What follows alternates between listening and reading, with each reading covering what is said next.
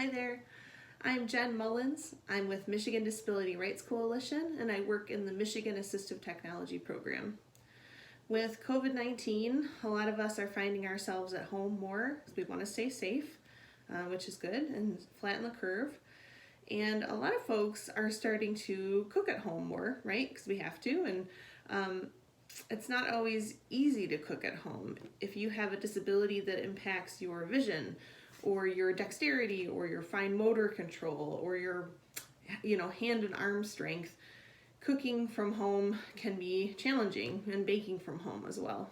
I'm a baker and I love baking from home. So I wanted to do a video today to talk about assistive technology. I'm just going to share a few devices and strategies that might be helpful to you or somebody that you know. And then this video, in the description, there's going to be a link to a blog post that gives more resources and gives links to all these devices. I do want to note in our program, we are just trying to create awareness about assistive technology. We are not vendors. We don't sell any of this AT. So just trying to show you what's out there. All right, so the first thing I'm going to show you today are cutting boards, right? A lot of us have these in our houses. It's really helpful to have cutting boards that are different shades, because if you have low vision, it may be really hard for you to differentiate between colors.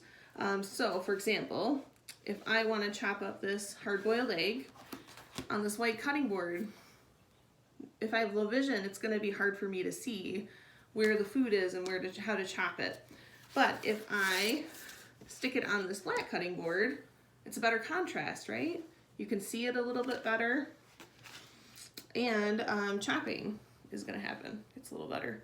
I really like these flexible cutting boards as well, because instead of having to use my fine motor, or somebody uses their fine motor or their hand strength or their arm strength to try to grab little piles of food, what I can do is pick it up, flex it, put it right in the bowl.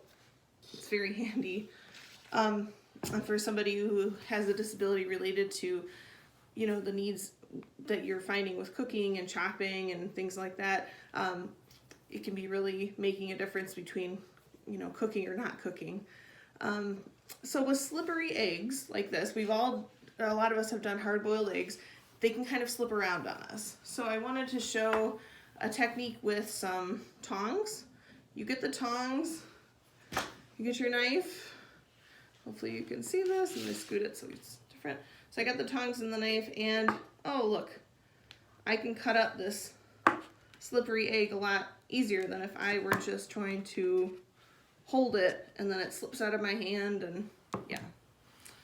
So I'm going to go ahead and stick this right into my bowl with my flexible cutting board.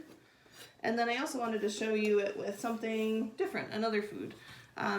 Because I have red tomatoes next, little cherry tomatoes, I think that I'm going to show how to do it on white, because red and white, I can see, somebody might be able to see the difference, the contrast.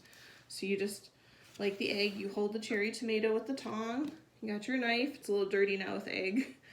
I'm just going to cut to the tomato, and then it's not, rolling around on me. It's going to shoot everywhere, but it's not going to roll around on me. All right. And I'll go ahead and put that in the bowl too. Flexible cutting board. Okay, the next thing I wanted to talk about was potatoes, right? Hard vegetables that are hard to chop. You may not be able to see with your contrast cutting board, so you're going to put the tart cutting board back, right? But you may not be able to see as easily where to cut, and you might, get your fingers when you're trying to cut. So there is something out there that I really like to use, and it is a mandolin. But it's not just a mandolin by itself, it has a finger guard. So what I can do, and it has a handle, so it makes it a little easier to move around if you want to move it up, or if you have to have it down, it stays down by itself too. So you can take the food and the guard.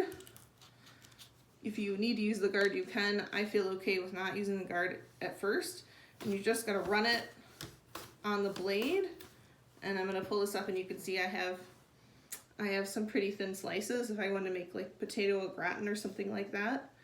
But now I have one of the sides kind of flat. So what I can do is I can stick it right in my guard. It's got these little teeth on it. And then when I want to use my guard,